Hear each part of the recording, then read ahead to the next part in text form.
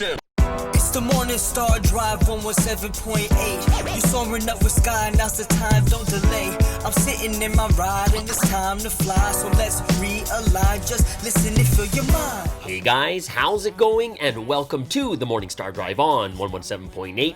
It is Monday, July 31st, and so happy for you joining us. We are ready to start another week together with the Lord. So subscribe to us on YouTube, follow us on SoundCloud, and make sure to support us on Patreon.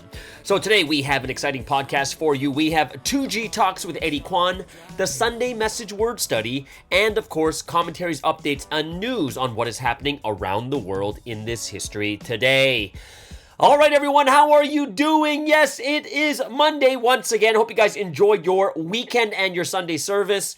If you haven't yet, go ahead, leave a like and comment below to build our community. Just super happy for everyone joining us every weekday on the Morning Star Drive. So let's get up, support each other each and every day. This week's message, the title is Learn Only from Me, and a great message. We'll go over that in the second segment today on the Sunday Message Word Study. It's a brand new week, and it's not just a brand new week. Today is the last day of July. As crazy as that sounds, we're already at the 31st, which means we have literally 4 months left, right? Only 4 months left, because, we don't count December, because December is like, it's the month of judgment, but also on top of that, it's kind of like that month where we get to... It's the month where, it's kind of like everything is just, what's that word? It's wrapping up, right? So you're not really doing much in December. It's just wrapping up during that time. There's the holidays and, there's family time, Christmas, New Year's, all the different stuff going on. But I am super grateful and thankful that, we've only got 4 months left to run for this year. And I hope it's something that kind of sparks something in our hearts and our heads, right? How was your weekend, everyone? I had a family gathering on Saturday night, and it was really, really cool. It was like I met some family members I've never met before. It's interesting. So I didn't know it was a birthday party. It was a birthday party for one of my cousin's baby that just turned 1. And a baby girl named Isla. Oh my gosh. Like the mother's Korean, father's Chinese, but I've never met this cousin before until Saturday. And it's because it's not like immediate family. So my mom's brother, which is obviously my uncle, right? So my uncle's wife's sister's daughter, right? So it's not really my cousin, but we are related, but not related by blood, right? And, she brought her daughter, little Isla, 1 year old. I couldn't believe how cute this baby was. I had to ignore everyone at the party and just play with baby Isla until she accepted me. Of course, there's so many people there, and she just woke up a little bit cranky, and I just spent almost all my time with her. And for me, also one of the things I do know is it's not easy being a parent. And I know that I know some strategies, right? And I know the parents want to talk and meet people, but they have a baby that takes so much time off their hands. So I like to take the baby while the parents are eating. There's one strategy that allows me to play with the baby. But on top of that, I don't know what it is. It's just like when I see a baby, my paternal instincts kick in, and I just want to play with the baby. And I think this is my personal opinion. And I do think it's somewhat been proven. It's been proven a bit. Kids love me. They can't help it. I am just the most amazing uncle ever. I don't know what it is. I just have this connection. And I do think it's because the level of my heart and my mind is that of a child. So I think they feel less threatened. They just think that I'm like their buddy or something like that. But I had a great time with little Isla. So I was just playing with her the whole time. And it was funny because even the mother noticed, when it was time to say goodbye, she's like, and you just walked straight to Isla and said bye to her, and you didn't say bye to anyone else. So yeah, it was really fun. So I was there for a couple hours just meeting with the family. It's like 15 people that came over. It's really, really fun time. The funny thing was, this is the funny thing because, this family gathering I told you is like about 15 to 20 people.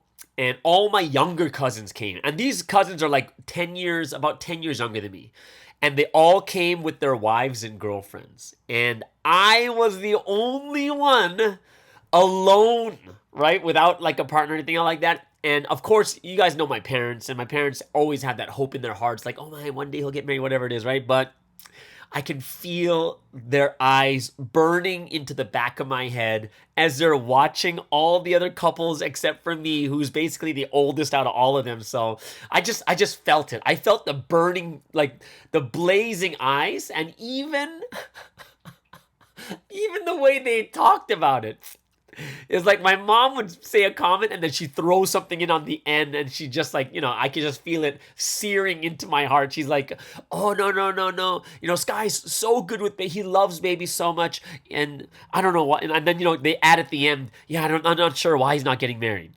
Like, they'll add that in at the very end. So I felt the fire from their eyes and from their mouths. So that was kind of funny. But I understand, too. Coming from my parents' point of view, it does make sense why they would say something like that. But, yeah, that was a very, very interesting party we had over the weekend on Saturday. Today, actually, I'm going to be teaching. And this is going to be like one of the first times I'm teaching within like 4 years. Like, I haven't taught in a long time because I haven't really had a mission and such. And I've been, maybe, is it 4 years? Maybe 3 years? 3 years, maybe? Yeah, I haven't taught maybe in 2 or 3 years. So it's been a long time. I just can't remember when the last time I taught. The last time I taught was probably like the Zoom Bible studies I did when I was in Malaysia. I think that was in like 2019 or 2020. It's one of the two. So it's been about 3 years for sure. So I'm like really nervous. I'll be teaching after this podcast. And but the one thing that I'm so thankful for though is that I've kept up my speaking chops. I've been speaking constantly on this podcast all the time, going over different things here and there. So I'm not like, what do you call it? It's not like I haven't been practicing my speaking, right? But I just haven't taught like official lesson. And crazy part is, the lesson I'm teaching today is history, right? So people know the history lesson, 2 different types of history lessons. There's the first history lesson, which is the history lesson of Providence, of, Sunseed growing up in the mountains, and then when he comes out, and all the different things that happen to this Providence history. And then there's the actual history lesson, which is, it's usually, well, in the past it was taught as part of the 30 lessons, right? And it's the last one. The last one you learn is usually the one that they do for the passing ceremony. So, it's not easy. There's a lot of like, history over the last 2,000 years you need to go over and understand the importance of all these this information and such. So ton of information that I need to review, and it's something that I'm just like, wow, I haven't taught this in so long. I really I need to review this. I really need to review this. So ton of information. I need to review it. But I am very, very grateful and thankful for this opportunity. And I think it's also really good, especially because my focus on the pre-dawn is very strong now. Like, I'm very, very focused on the pre-dawn. And it feels like I'm in a better spiritual place than I was before. So that's why I'm like, maybe this is why God has given me the opportunity, because I'm back into, I'm kind of getting myself back into that spiritual form that I should be in. So I am super thankful for that too. Yeah. Man, yeah. I'm still blown away that we're in the last day of July. Like, we're in August, which means we're getting slowly heading into the autumn, right? So it's like the 4 seasons of 3 months each, right? So it's like January, February, March is, well, it's not really, because January is still, is it? January is still winter? But if we look at it, so maybe it's like February, March, April is the spring. May, June, July is summer. August, September, October is autumn, and then November, December, January is like the winter time. Something like that, right? Isn't it? But yeah, I can't believe we're already in August. Like, it's already in August right now, and I'm just kind of blown away how fast this time has gone ever since March.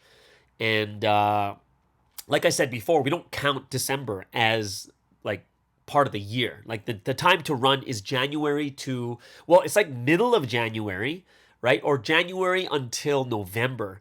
And then December is a wrap up. And it's also the time where you can really, you got to get the stuff done that you need to get done. But it's mainly like the time of judgment. All the stuff will be taken into account until November, right? So, wow. Yeah. And the reason why it's so incredible this year is because it's 2023.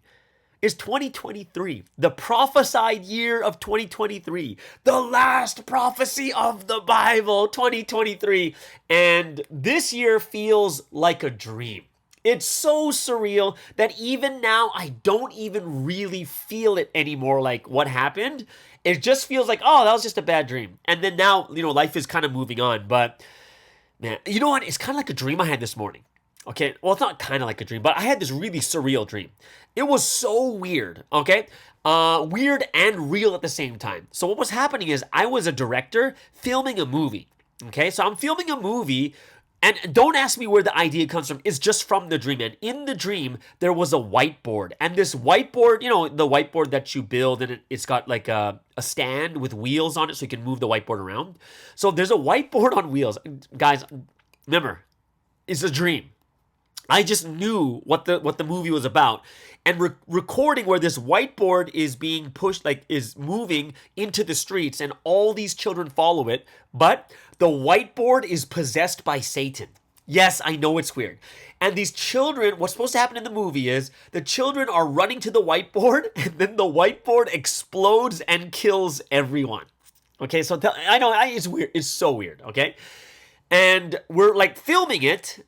And the whiteboard goes down, and the children follow it. So my expectation in my head is, all right, because we're filming, so it's not really real. We're filming a movie.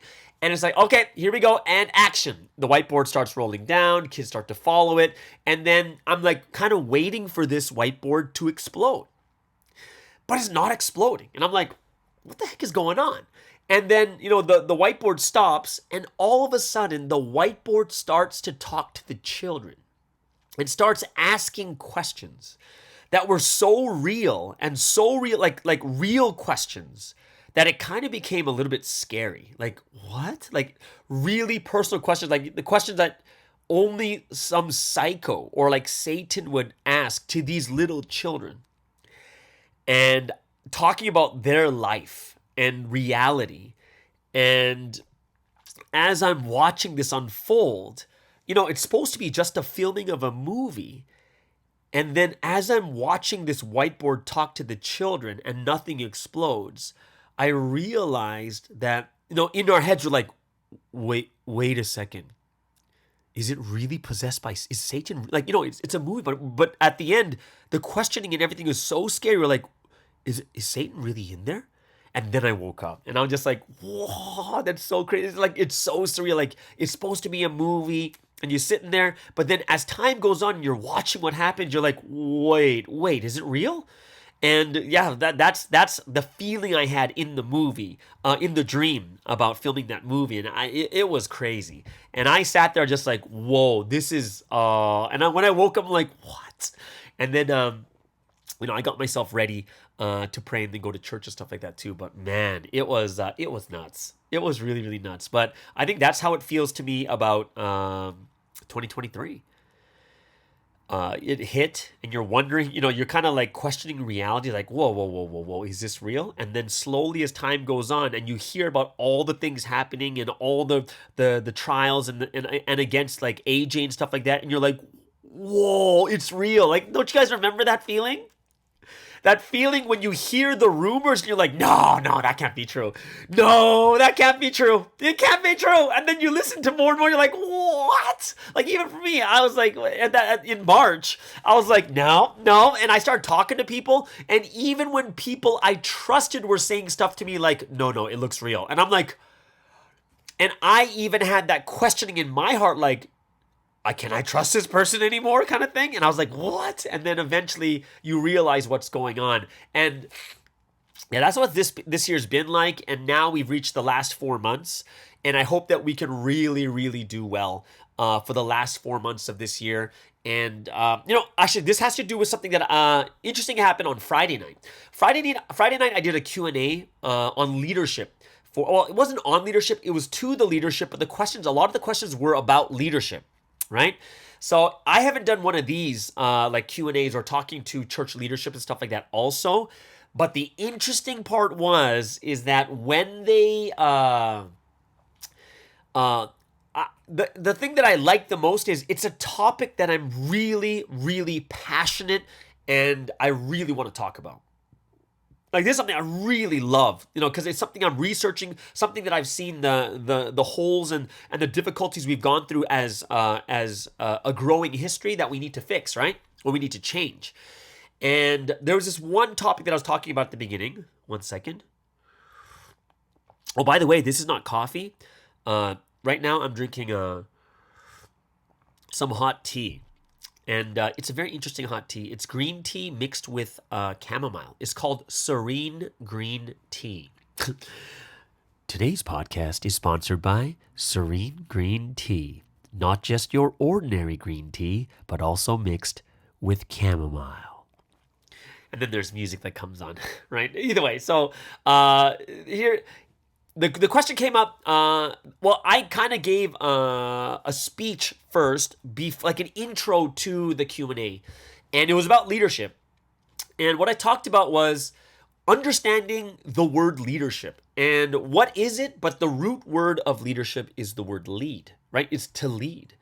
Leadership in any organization needs to lead people, right? That's the whole point of leadership. You don't have a leadership there to stand side by side with you, but you have leadership there to think ahead and be ahead of you to lead you in the right direction, right? And when you look at the message too, last week's message, it's about, do you realize how much God has done for you? What is God doing for you right now? And when we understand the situation, what the message said last week was, God is leading us even more during the tribulation because we need more help during tribulation, right? Ever since March, how much help do we need? This is why a lot of people were getting help from the podcasts, from their leaders. It's just a lot during a tribulation. We're more confused, we're going through more difficulty, and we need more leadership at the time of tribulation. And that's why even the message said last week, God is helping us even more through tribulation time. Because it's so difficult, we need God even more. Now, in the same way, in this time of tribulation, in this dark hour, the leadership of a church is needed even more. Like, we need to, people need to be led during the darkest hour, right? Because why do we say darkest hour? Darkest hour means that it's dark and we can't see. We don't know where we are. We're kind of confused, like, I can't see anything. What's happening? It's just so difficult. So if someone is leading us, and even though we don't have light, we could just put our hands on, hold their hands and just walk in the same direction, right? And, if someone is leading you, it doesn't mean to just be pushed or pulled in a certain way. The biggest question we have to answer from leadership, the biggest question leadership has to answer is, where are we being led? Like, that's the real question. Where are we going? Where is leadership taking us? Right? That's why when you look at Matthew chapter 15, verse 14, Jesus is saying, like, if the blind lead the blind, both will fall into a pit. Right? You can't have a blind man leading. We can't have just someone aimlessly leading us somewhere just because they're the leader, but there has to be the where. Where are we going towards? And that's kind of the biggest question. The biggest thing I was talking about during this the leaders Q&A was, where are you leading the church? Right? The leadership is the leaders, but where are you leading us? That's the big question. One of the biggest things leadership must do is lead us. And when you're leading us, it doesn't mean you're just leading us anywhere. We have to have a specific goal, right? So what is the goal, right? We need a goal. And once we have a goal, we are led in that direction so we can reach a destination, right? The worst goal you can have right now in leadership is, let's just survive. That is a terrible goal. Why? Because that goal, like, put it this way, that goal, people surviving, if it's already reached, then what's your next goal after that? Right? The goal to survive is very, very small, and it's not a very good goal to have. So the goal to just survive is not a goal. It's kind of, the survival is a step along the way towards another goal, a bigger goal. right? Your goal can't be to survive, guys, right? That's not a real place to go. So right now at this time of tribulation when it's so difficult, if all we're doing is to just survive, it means we're kind of all going into survival mode. What is survival mode? Survival, just to survive, means you're at the line of living. One step backwards, you're dead. One step forwards, you're living, which means we are straddling the line of life and death. And that's why survival mode is not good. Why? Because when you're in survival mode, think about your life of faith. No matter what, everyone goes through ups and downs in their faith. Everyone does, right? Now, put it this way. If you're on the line of survival and you have a down, like we're going to have an up and a down. If you're having a down, where are you going? You're going to death. Right? On your ups and downs, if you're on a down, in survival mode, your down is death. You know what I mean? So imagine right now, at this time, a very difficult time, and it's a time of survival. When you're straddling the line of life and death, the moment you have a down, you are dipping into death. So then what has to happen? In this time of tribulation, our goal is not to survive. Our goal is still to grow. Our goal is still to get better and better in our faith, in our relationship with God. We need to grow in our faith. We need to raise our level more and more during this year. Because what happens is, the great part of growing is, let's just say that we're on the line of life and death is 0. So if you're at 0.5, or if you're at 1, you're surviving. If you're at -1, you're dead. But you're at 0, right? So you're right straddling the line. But let's just say we start to grow and we reach level 1, level 2, level 3. So let's say we get to level 2, okay? When we have a dip, we dip to level 1. So it's still, you're still living. If you're at 0 when you dip, you're going to -1, which is you're going into death. But if you're growing and growing and growing, yeah, we reach level 2. However, I'm still living on my dip because I only went down to level 1. And then the next, then I go in another upward phase and I get up to level 3. And then my down turns to 2, then 4, then 3, then 5. So I'm constantly growing in my ups and downs, right? And it's not going to be so scary when someone hits a down. So leadership, right? When we think about leadership, it is such an important thing right now in this time of tribulation. Leadership is there, right? Think about the necessity for leadership is even more important in the tribulation than the good times. And I'll tell you why. In the good times, when people are doing well, we can handle the downs better because life is good, right? So let's think about being rich. And let's just say you have like $1 million in your bank account. And then like what's happening now is the economy goes down, inflation, recession, all these things happen. However, since you have $1 million in your account, you're not so affected by it. So let me give an example too, is right now, the interest rates are pretty high. So like 5.25% over here in Canada, like for a savings account. If you put $1 million into a savings account, your interest per year is $52,500. Tell me that's crazy. That's crazy, right? You're making a salary of a regular person by doing nothing if you just have $1 million in your account. And every year it's growing like a regular salary. So guess what? You're fine. In this time of recession, you've got no problems. However, think about it if you're poor, right? This is if we're just surviving. Poor has $0 savings.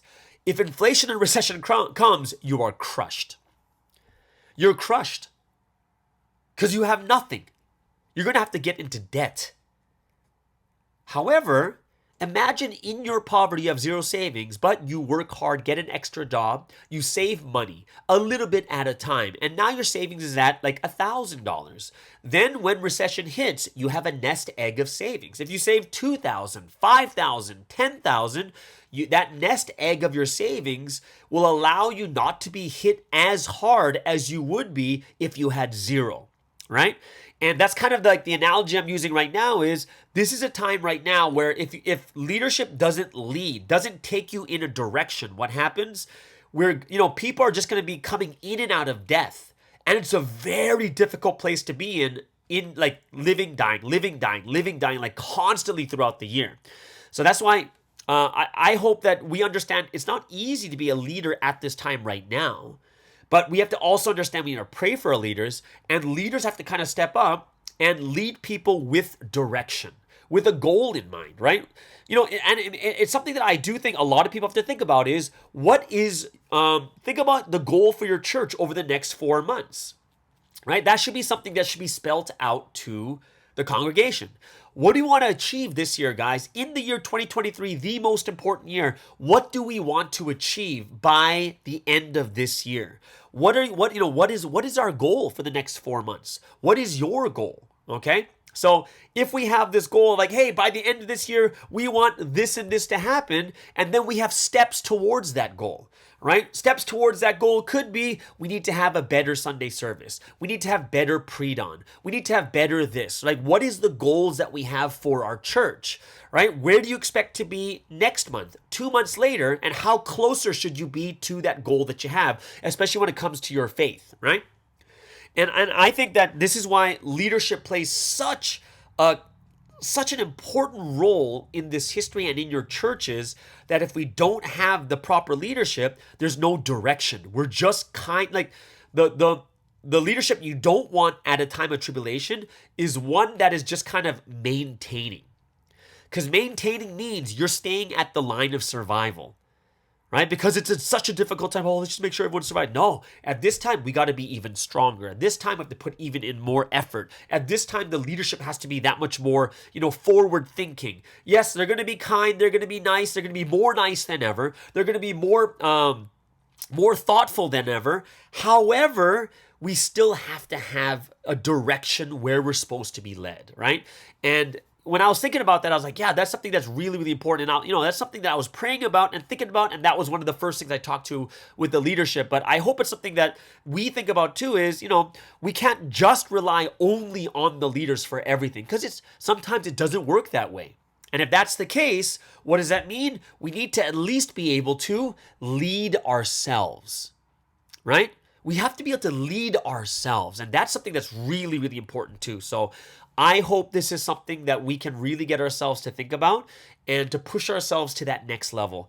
And I hope that, now that we're well over we're well over halfway through the year, 4 months left, right, until December comes around. And I hope that all of us will lead ourselves better, have goals in mind for ourselves, whether it's faith, finances, your physical health, whatever it is, all those things, have your goals. And then on top of it, really pray for your leaders. And if you are a leader, set those goals. Where are you taking the church over the next 4 months is something that I think that is very, very important for all of us too. Okay? So yeah, that's I was really, really inspired by that. And I could definitely tell it was from the Holy Spirit, because I was inspired while I was saying it. Right? And that's, for me, that's a powerful thing that, this is something that even I was inspired by while I was educating other people, and that's why I wanted to share it with you guys here too. I'll share some other stuff here and there, the different questions and thoughts that people have had for that too. But either way, so that's kind of like the beginning first segment for today. Hope it's something you guys enjoyed. Please leave a comment below if there's something that inspired you, motivated you, or you want to add to it. Would love to hear about it. Yes, and you can still put in your Barbie reviews if you'd like. I still haven't heard a review from a guy yet. I haven't. Oh, no. At the Man Cave, I did hear someone give a review on it. And the person in the Man Cave person said the review was, it was okay. Yeah, it wasn't great, but it was pretty good. It was pretty good, but not as good as Oppenheimer. So then I was like, okay, I trust this person's review, because they did not put Barbie over Oppenheimer. All right, before I get to the first break of the day, just want to remind everyone, and I do this every Monday, if you are inspired, one of the things that keeps this podcast moving and going is your support financially on Patreon. So thank you so much for the 6 people that, was it 4? No, but 5 people that started sponsoring from last week.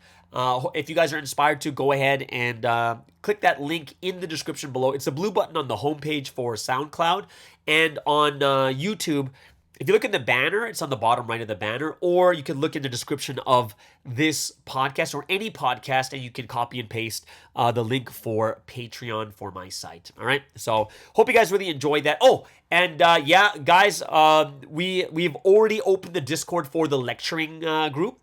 And I am hoping that we will probably have everything prepared and ready for people to join, lecturers to join from all over the world. Maybe within the next 2 weeks, I'm thinking. So I'm excited about this. I'm expecting about 20 lecturers from about 12 about 20 lecturers from 12 countries is what I'm expecting. But, who knows what's going to happen. Remember, only for lecturers, not for people who are just trying to find answers. It's only for lecturers, and there's going to be a sign-up sheet that you do have, and we are going to get references from your head leaders to see that if you're a lecturer or not. It's not for beginning lecturers, anything else like that. It's for people who are already lecturing at this time. Well, maybe we might do for beginning lecturers too, but I'm not sure. But there's going to be a sign-up sheet for it. It's a private Discord that we will only allow people that go through the application form and stuff like that too. Okay? So there it is, guys. That is the first segment today. Hope you guys have lots to think about and talk about too this week. So let's get to the first break of the day.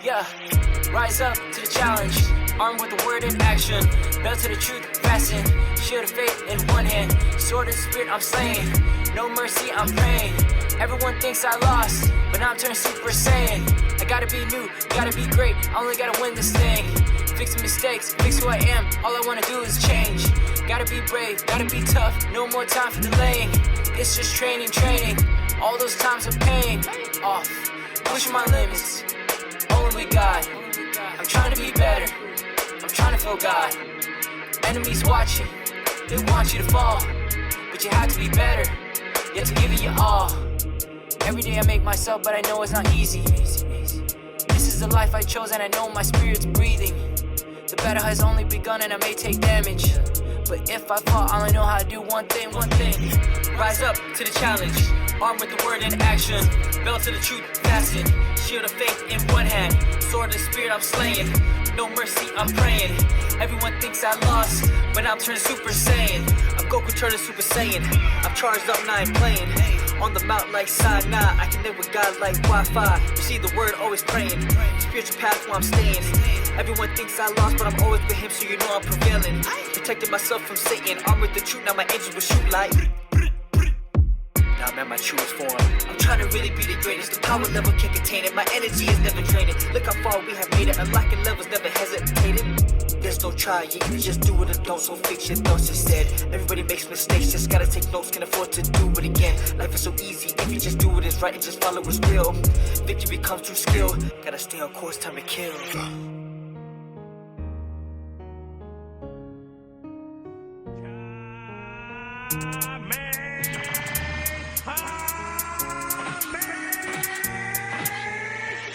Time to rise and shine, thinking of the past and never forget. God is Lord, by your side, holding your hand, dry your eyes, trust in the Lord every night and day. He'll never let you go, don't fall away. Be bold, be brave, and with all your heart, love the Lord to the end of time. Rise up to the challenge, armed with the word in action, held to the truth, fasten, shield of faith in one hand, sword of the spirit I'm slaying, no mercy I'm praying. Everyone thinks I lost, but I'm turning Super Saiyan. All right, so let's get into today's word study, and every Monday we have the Sunday message word study. Great message this week once again. Learn only from me, and this is Matthew chapter 11, verse 25 through 30. And yeah, great introduction once again from the message I was listening to, and it's very, very easy, especially during this time of tribulation, when you hear Jesus say, "Take my yoke because, my burden is light." It's easy. And you're like, yeah. We're kind of like, what do you mean it's easy? Like, when you look at this, it's a very, very difficult concept to understand when you are in the middle of tribulation, right? And it's kind of like, yeah, God, we kind of think to ourselves like, well, Jesus is a little bit hard following you. Sometimes it's really tough. And, it's true. God's word, it's difficult to do. in the difficult times, right? Like we're not complaining about this in the time of blessing. We're not saying like, oh yeah, of course this is easy, right? But in the time of tribulation, we're like, whoa, okay, this is kind of crazy, right? And like, what does it mean that my burden is light, right? And burden is like the weight that's put on you, and you can have burden put on you in multiple different ways, whether it's physically where you're carrying weights like a squat, like going to the gym, or it could be weight coming from guilt in your mind, or it could be like sin from your spirit, right? So there's multiple different ways where burdens can come upon our hearts. And obviously, when Jesus is talking about, hey, well, it's not obvious, but I do think that the main thing Jesus talks about is the spiritual, because that is the heaviest burden someone has on their life, is the burden of going to the domain of death, the burden of suffering forever, the burden of not going to heaven, right? That is the biggest burden that people have. And once you have the biggest burden off, this is when you can start focusing on like the smaller types of burdens. Like all through life, we're going to have burdens no matter what. It doesn't matter if you're in church or not, but the one thing, if you look from the spiritual world, the greatest burden that every person is holding is the burden of eternal suffering, eternal death. And that is like the ultimate burden that we are being relieved from, the burden of going to hell, our spirit eternally dying, suffering in the lake of fire kind of thing. But when you look at in this world, that spiritual burden sometimes may not be felt. It's true, right? That's why some people think they don't need God. Sometimes you don't feel that spiritual burden because they're not spiritual at all. However, listening to the words of God takes off other burdens also. For instance, I think this is a great example is there is a burden that happens when we have clashes with other people. There is, right? Clashes with other people. There's a heavy burden that comes from this. You don't want to see that person's face. You don't want to talk to them. You can't believe they hurt you, whatever it is, right? And what happens when we take on the yoke of Jesus, the yoke of the Lord, is we begin to put the words of God into action. We begin to get trained. And in time, it eliminates these types of clashes with other people. We become more forgiving. We become more helpful, more kind. We encourage and praise people more. And there's a lot of different things that we benefit from when we take on the yoke of the Lord. So if you think about the word yoke too, when you put a yoke onto, say, like a cow or an animal to plow the field, the yoke is still something you have to put on. It is not something that's a normal thing. It's putting weight on you. And we need to realize that is the weight that trains us. It's the weight that makes us stronger and better. If we don't have extra weight on, like when I go to the gym, if I put zero weights on and I just start like lifting air, it doesn't help my muscles. It doesn't help my energy. It doesn't help my fitness, right? We need some weight on. And that's something that I do think that all of us have to think about is, that burden, that weight is something that we need to take off. But the only way to take it off is through what? Well, we need to be trained, and that's what the words of God do for us. So I hope that's something that all of us can recognize too is all throughout life, it's going to be the same, right? Life is always the same, meaning we are going to have difficult times. We are going to have to learn how to become stronger. That's just the way that we've grown from the beginning of birth. Slowly crawling and then standing up and then walking and then running and then jumping, and we make our legs stronger and stronger as the years go by. And our brains do the same thing, going to school, learning more things, learning stronger, learning better, becoming smarter. That's all using the muscle of your brain or using the muscles of your body. So, it is going to even though the scriptures may seem wrong, that it's not easy to follow the Lord. However, in the end, it is actually way less burdensome in the future. And I think there are some people that I look back in life when they were older than me, and they just handle all the difficulties in such a cool way. They're very, very calm. They handle it so well, and it's very admiring to see these types of people, this type of character too. So yeah, we're going to be developing heavily, right? And soon the burdens of life will become nothing. Right? It's just like the cow. The cow is going to first start to plow. You put the yoke on, it feels heavy, and it's so hard to move the plow. However, as time goes on, the cow becomes stronger and stronger and stronger, and eventually that plowing is not a big deal anymore, right? So I think in life, one of the things that we do well as human beings is The reason why a lot of people don't go through a heavy amount of difficulty and suffering is mainly because a lot of times people just run away or ignore their problems. It's a very, very easy thing to do. Change your job, change your boyfriend, your husband or wife, change your boyfriend, girlfriend, change your friends, because when it gets difficult, you just kind of run away, ignore them, and get rid of them kind of thing. But it's still harder because we can't ignore, like later on in life, you can't do that for the rest of your life. Basically, if you're constantly doing that, then the biggest issue is yourself. And when it comes to us taking on the burden of the word, taking on the life of the Lord, it will be harder in the beginning. But as time goes on, we'll be able to live peacefully and comfortably with everyone, right? While we listen to the word and put it into action. So that is something that I think is something that we need to look forward to, and something that we have to think about very, very carefully also. When we get into the word, of course, great message this week, great message. And the theme is obviously learn from me, which is the theme for the summer retreats this year.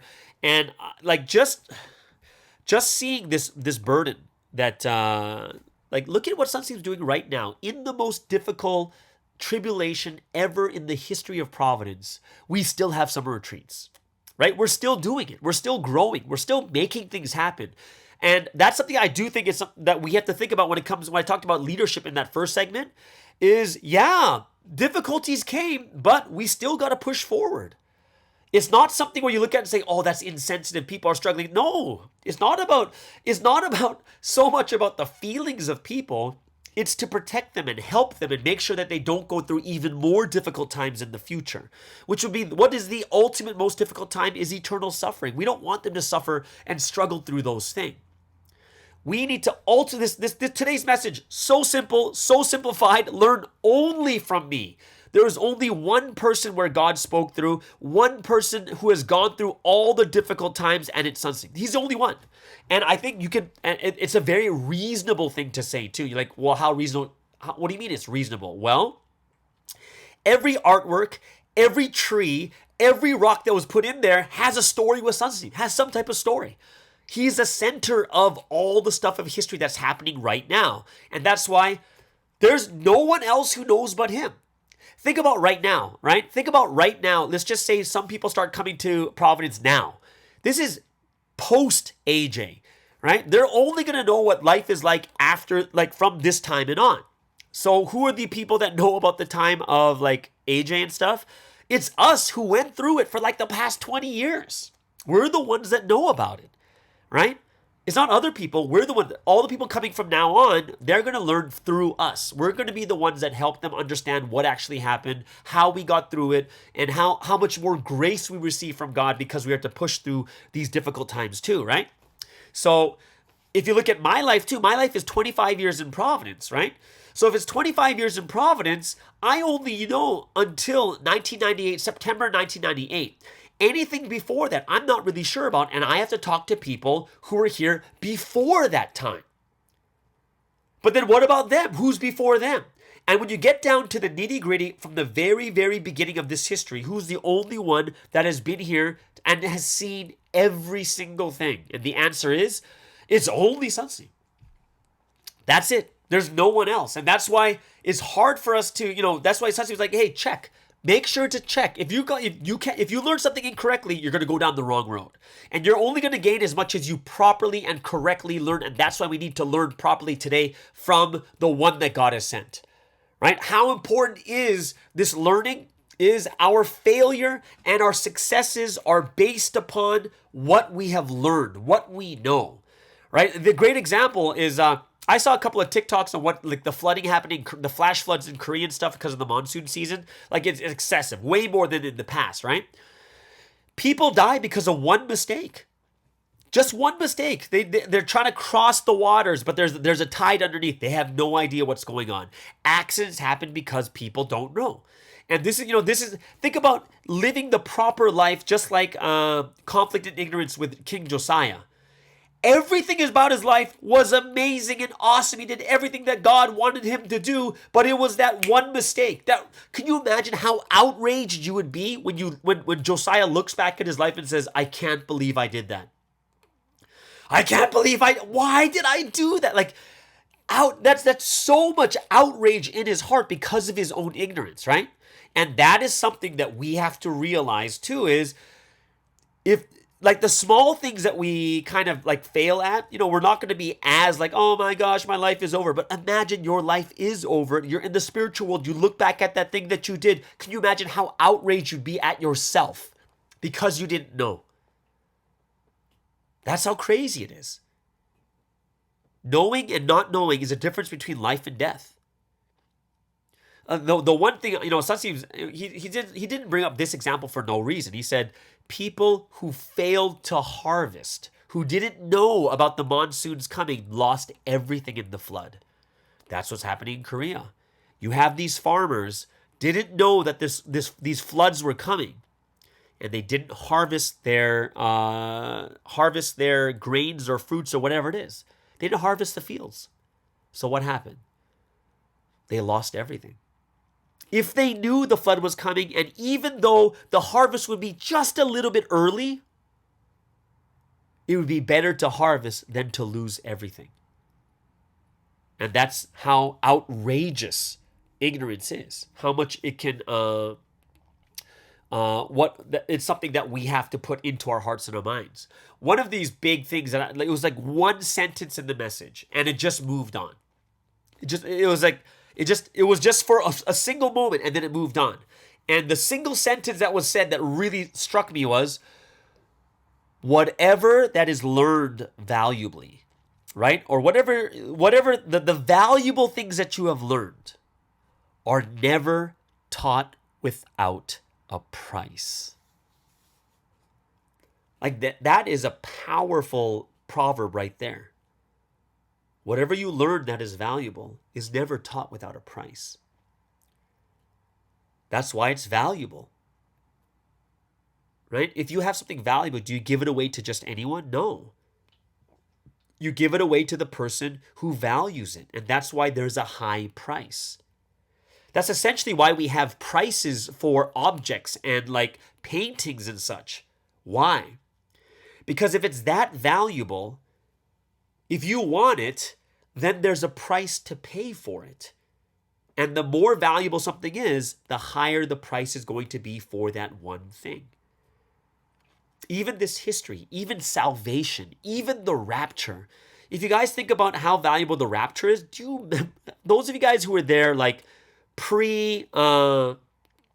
the last 5 years before the rapture, do you guys remember how crazy that time was? 1 a.m. prayer. 1 a.m. prayer. The amount of evangelism. The amount of it was hard because it's that valuable. A good example that Sunsi gave out too was, if you knew you'd die in 10 years and how you die. If you knew how it happens and what happens, you could avoid death. How incredible is that? That you knew how and when you're going to die, and now that you know, you can avoid it. And that's why, today's message was, or this week's message is, even if it's hard, learn from me today. You got to learn. Right? Sunsim learned, look at Sunsim's 20 plus years in the mountains, all the things that he learned, all the things through prayer, putting the words into action, taking homeless people into his house, going out, walking for 10 kilometers to the town and evangelizing each and every day. And when Sunsim was taught by Jesus was like, yeah, let me tell you what's going to happen. And this was 50, 60 years ago. And then what happens? 50, 60 years later, Sunsim sees exactly turn out according to what Jesus says. And this is why we have to only learn from the one that God sends. And,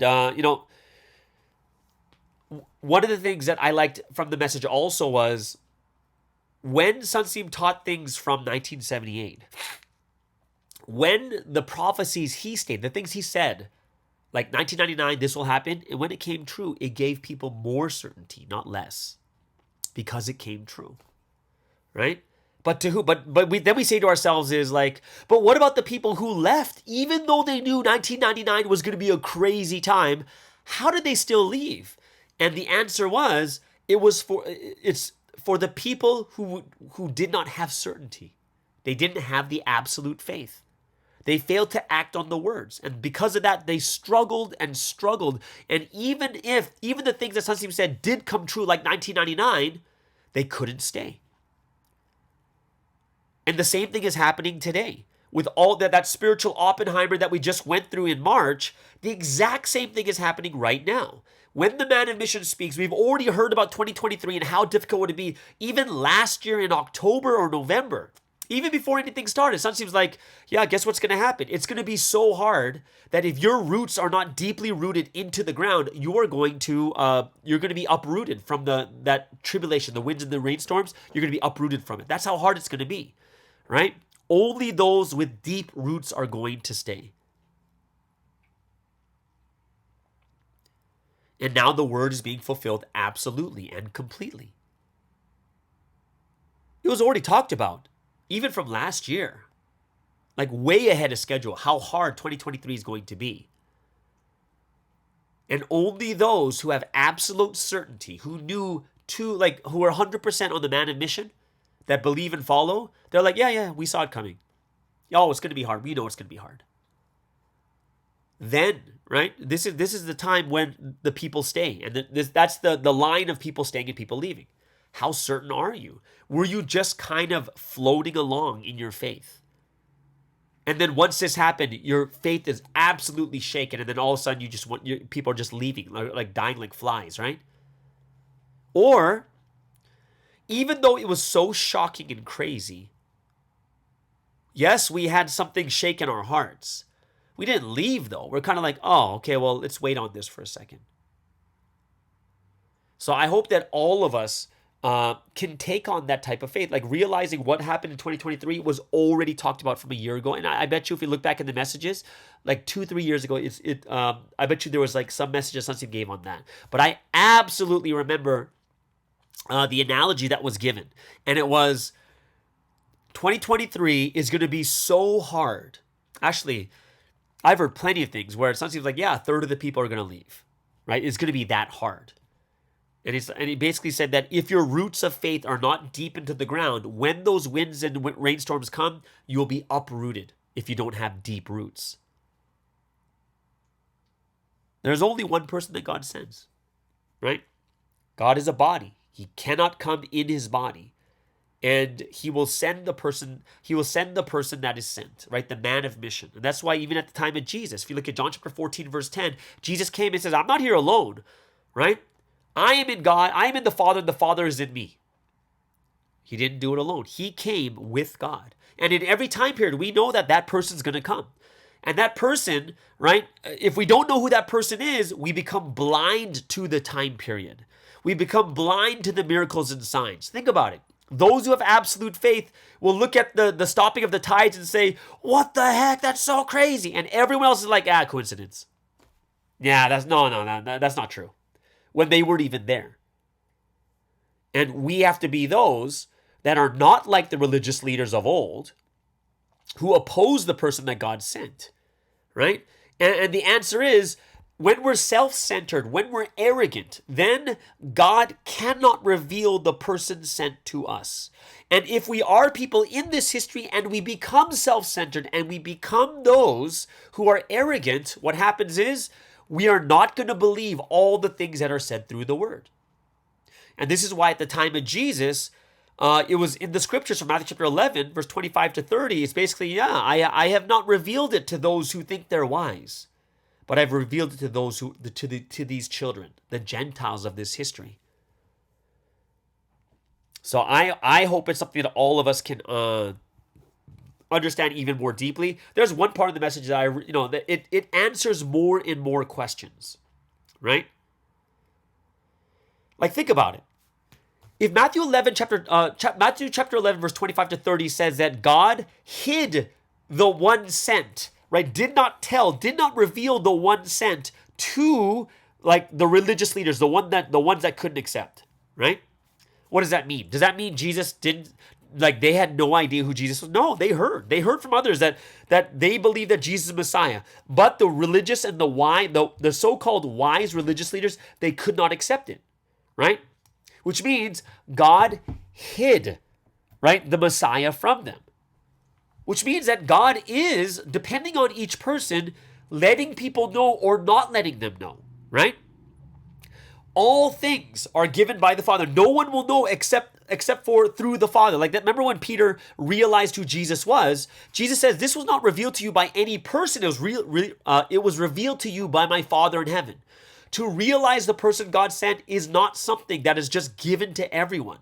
No one knows the time period except the one sent for that time period. And the interesting part when it came to scripture analysis with this part here was really deep is even if you do know, don't tell others. Just like God. God is not going to reveal it to everyone, only the people that deserve it. The one who came only tells those he is pleased to reveal it to. The rest don't know. And this opens up even more about why did Sun Seem say, "I am not the one" into the courts? Why? Because the one who came only reveals to those who are, only to those pleased to reveal to. The rest are not going to be revealed.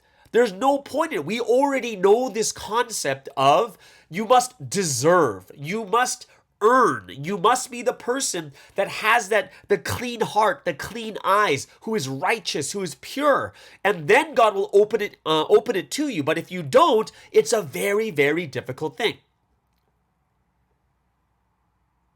And this is why it's a concept we all know. The gospel goes to those that want the gospel. John 3:16, God, for God so loved the world, he gave his one and only son to who? Whoever believes, right? To the person who wants to believe.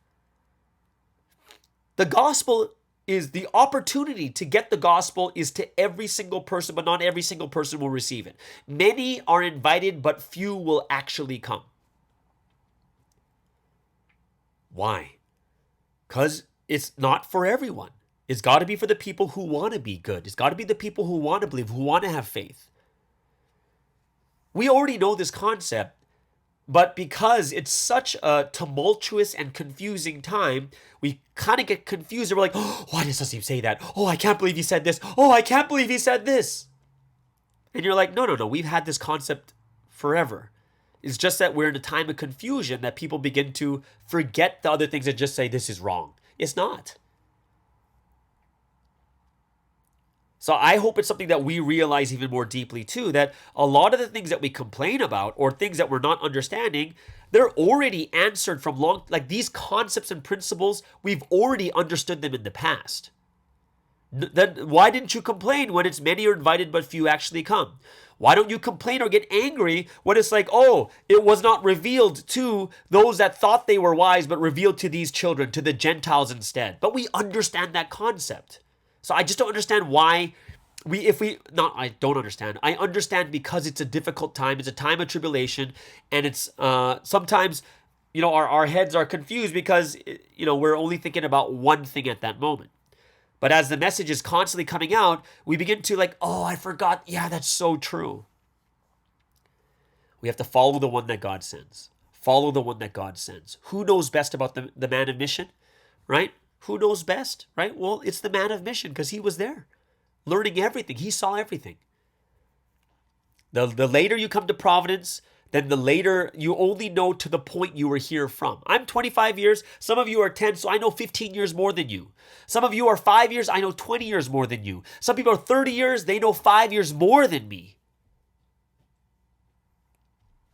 So I hope that we can learn as much as we can. So we got to get our focus back onto the word, right? We have to teach. We have to be the people that teach correctly. Like there was that deep verse. What was that verse? I think it is in James chapter 1? When I looked at that verse, I was like, oh, it's so true. I remember this verse from a long time ago. James chapter 3, verse 1. You guys, when I saw this verse, I was like, whoa, like I haven't heard that verse in a long time. And is James chapter 3, verse 1. One second, let me just turn to this. 1 second. James chapter, says, not many of you should become teachers, my fellow believers, because you know that we who teach will be judged more strictly. Yeah. We will be judged more strictly. It's pretty crazy when you think about that. Don't wish to be a teacher. Don't teach without knowing. Don't teach thinking and putting your own thoughts into it, because we'll be judged way more strictly, because people are going to listen to us and follow what we say. We can't teach according to my opinion when it comes to the word. So I hope that, we got to be those, especially at this time. And I like how Sunseem's saying this message, because there's been so much going around. And, for us in the foreign countries, we probably haven't experienced much of this. But definitely we have experienced, like in Korea, it's probably far worse than a lot of people saying a lot of different things. And it's great that Sunseem's like, listen, I'm not going to send anyone else to talk on behalf of me anymore. Let me just say it. Right? Because it's hard to trust at this moment, because the very person we trust the most to speak on behalf of Sunseem is the one that betrayed. And that makes it even more harder for us to listen to other people and to trust them, right? And that's why I think it's a great thing that Sunseem's doing is, let me teach from now on, right? Let me just teach. So there'll be no confusion. I will teach, right? So this is something that I hope that everyone is gaining a lot from. Right? Don't fall victim to the deception of faith. People coming in saying this, Sunseem said this, something said that, whatever it is, right? We have to know that this time we're living in right now, we're in the most blessed time, because the person sent is here on the earth, living, speaking, writing stuff down for us. So it's that much better, right? It's that much better. We have that person, so that is perfect. It's everything, right? We don't have to worry about, we have someone to check it with. One part that I think that was really sad for me is when Sunseem said, the witness is not the Messiah. And we all know what that means. And we all know what people are alluding to when it comes to this. Like some people are saying that they're going to put the witness as their head and no longer Sunseem, stuff like that. It's really sad that it's actually being said and the other side is actually believing that way, right? And we have to be those that kind of have to reach to the next level and, kind of bring ourselves back to the basics of faith. Whew. Yeah, some heavy stuff in there too, but I hope it's something that all of us can understand even more clearly. And, they went through a lot of different miracles. The miracles, like a lot of these miracles, I was there. Well, not there, but, during that time I heard a bit about it, especially when it came to the joint, when the Catholic Church and the Protestant Church came together and signed. I went to that church to visit that church also when I was in Augsburg. But, there are so many things that we can think about in the past. Like the buying churches was pretty crazy too, I think. Wasn't that a really crazy time also that we actually bought that many churches in one go? Stopping the tides, I was not literally there, but I heard it during that time because it was 2001. And I was in Province in America at that time. Yeah, there's just so many different things. And each country you go to, they'll be able to tell you the stories from their countries when Sunseem went there also. So I really hope that you guys gained a lot from it, from this week's Sunday message, and that learning from the Lord is the ultimate thing right now. Don't worry about anyone else. The one thing in the Proverbs that I thought was pretty deep too, the last thing I'll talk about is when Sunseem said, the man of mission carries out his mission until he dies.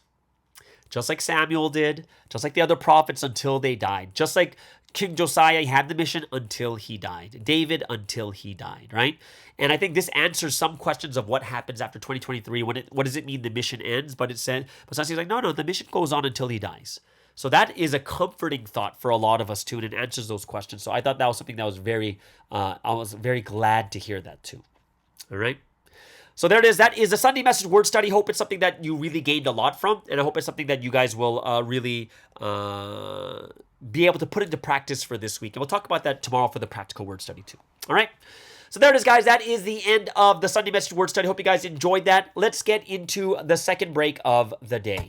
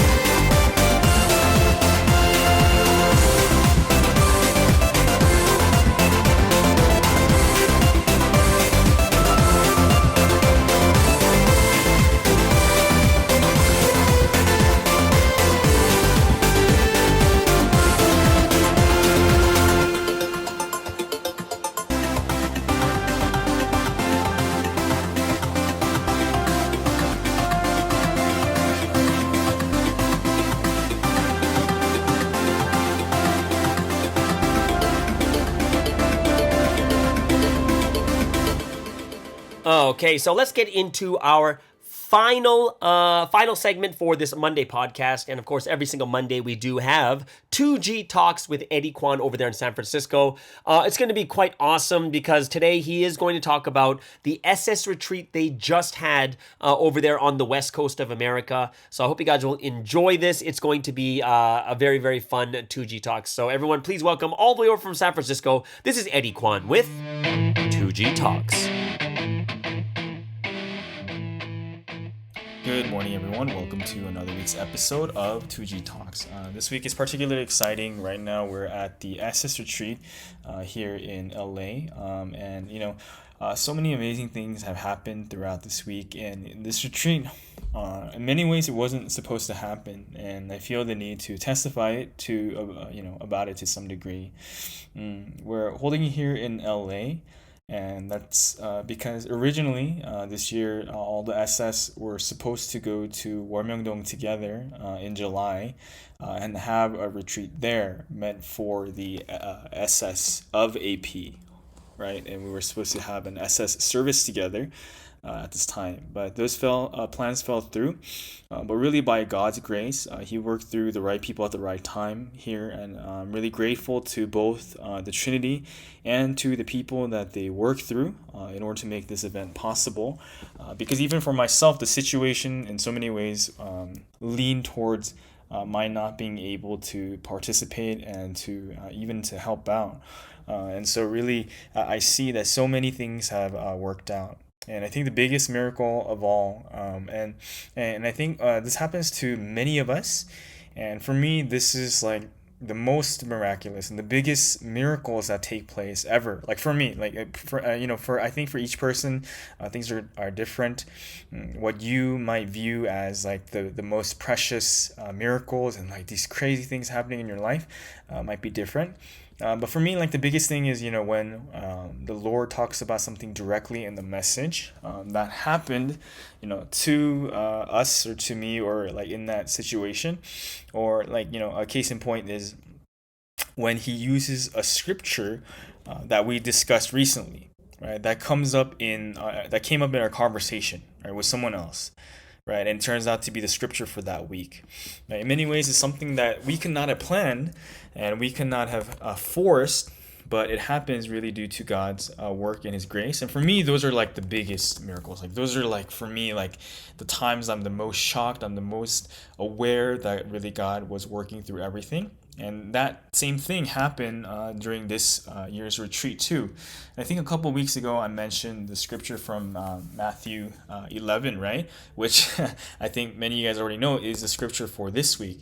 And so when I talked about it even a few weeks ago, it started to give the inspiration for the SS retreat message that we were supposed to have, and something that I really wanted the SS to hear.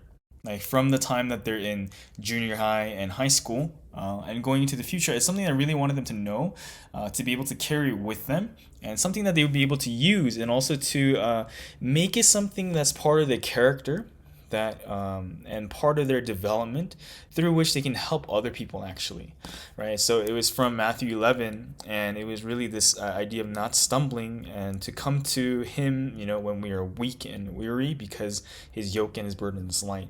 And I think I discussed like a couple of weeks ago how the church rep here in San Francisco talked about that scripture with us, and really it was so powerful even when they talked about it with us, that I really felt the need to talk about it with the SS2. So to have that be the scripture that Sunday and the Trinity ended up using for this week's Sunday message, that was just mind-boggling. And I think different kind of miracles once again happens to each of you guys, but in the same grain, it's always in this sort of thing that really shows that God was taking action with you, right? That He shows you that that in all the workings around you, the things that you didn't know at the time, He was there, right? The Holy Spirit was there. The Holy Son and Jesus were there. And the Lord was there. And then at the end, He shows you these signs, and He explains, and He shows you all the things that you couldn't see, that you didn't know at the time when things were happening. And so even for this retreat, like, wow, like really everything was so miraculous. even coming to the place we are, like from the very first second that people came here, like people were like really amazed with just how amazing the location was, and they were like their jaws were dropping, and people were messaging me like, man, this place is super nice. And I thought, I felt like, oh, like maybe they're just like being not overly dramatic, but maybe they're like exaggerating a little bit. But when we came here, it was like far nicer than we could have expected. And like even from the photos, actually, even though I was the one that found this place, I wasn't a proponent of coming here. Like, because in my mind I was like, oh, like it looks okay, like it's fine, it'll fit our purposes. But when we came here, the place was so big, the view outside was like really amazing, and the location that it's at, it's like really it offers like such a great sunset. And so both nights that we were here, we were able to enjoy such a spectacular sunset. And I think this is something that I only learned while this most recent time after I came back from Hawaii. And so for those of you who don't know, and even those living in California, you might not have thought of it recently, because everything is relative, right? When we compare two things. And so the sun, that when it sets here in California, it sets quite late, right? It sets like past 8. Like 8 something, and it doesn't really grow dark until about 9, which it is for me right now at 9 p.m. So now it's dark, and I didn't really realize it until I went to Hawaii, where like the sun sets at like 7, right? And it's July and it's like summer. It sets at 7, and when it sets, it's like pitch dark. Right, so I couldn't really tell this difference. It was only something I picked up on after coming here. And so both nights, even though we had like a late day on Friday, the sun was up, right, for like a vast majority of our activities, and we got to see that beautiful sunset go down. And so all of these things, like it's really in such a stunning backdrop. It's at the top of a mountain, like overlooking a valley. So we see this like valley of trees like outside, going all the way down, and we can see deep below, and we see the sun setting over the side of the mountain. And so it's such an amazing thing, and we really thank the Lord for everything from that, and for each of the people who came. And really, like even yesterday when I was looking around and seeing each of the people that came, not just the SS but the staff members, some of whom really didn't have anything to do with the SS prior to this retreat too, but I really felt that it was great that they came, that each person had a purpose, and I really hope that from all the things that we did, right, from the hike and from the activities and from just engaging with the SS, and hopefully from the message too, and still to come, because for us it's Saturday night here, but we still have Sunday service as well. I really hope that each person took away something that they needed for the future, and that was something that we talked about in the message a lot.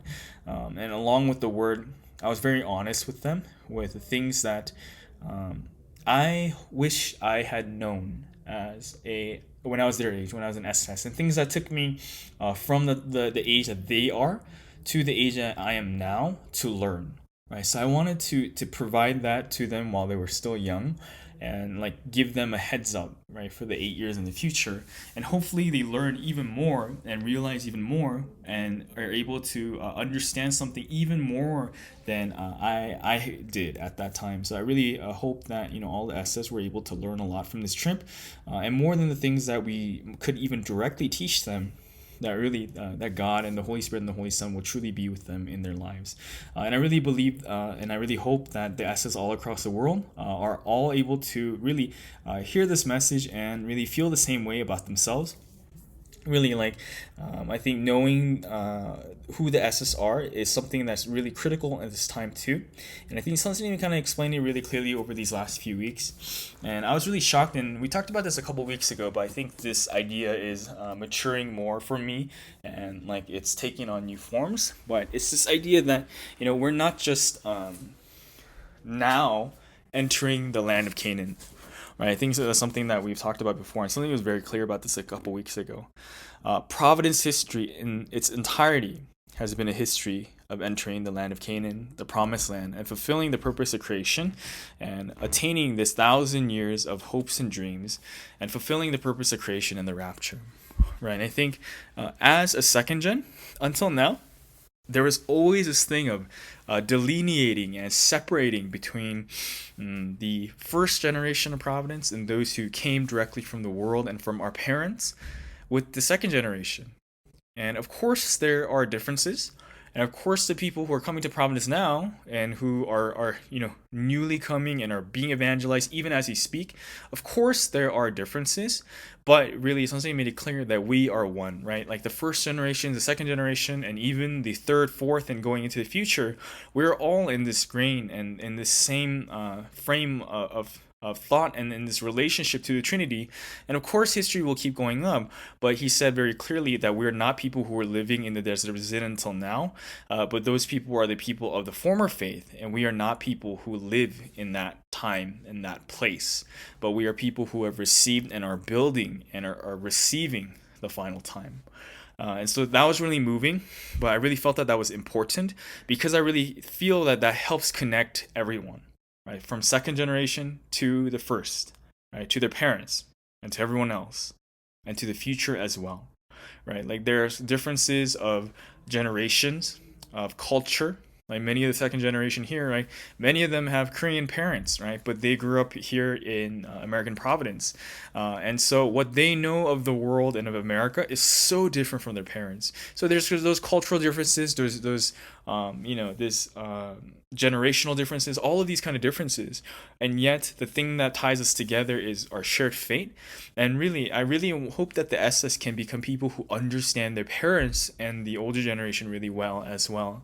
Because really every year that I look at my parents more and I listen to them and I talk to various people who are in their generation, I learn so much. And there's so much of them that I didn't know when I was in SS and when I was younger. And I was like, wow, it's so shocking that I'm hearing these things now. And one of the reasons why I bring it up is because many of those who were SS with me when I was younger, they're not around anymore to be able to hear those things.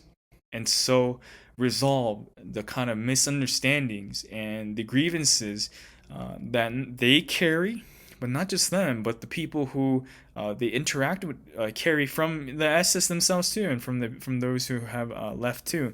And oftentimes it's like within families as well, right, between the kids and the parents. And it's something that I really hope to avoid, and it's something that I hope that both sides can come to understand one another.